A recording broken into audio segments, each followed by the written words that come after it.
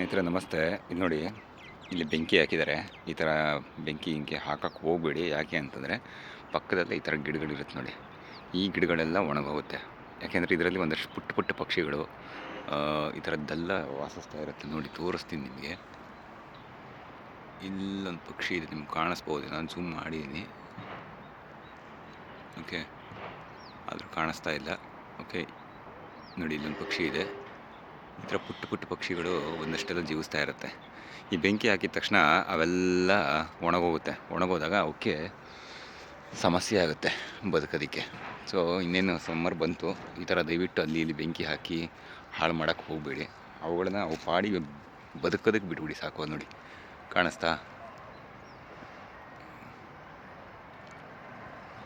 ಪುಟ್ಟ ಪುಟ್ಟ ಪಕ್ಷಿಗಳಿದೆ ನೋಡಿ.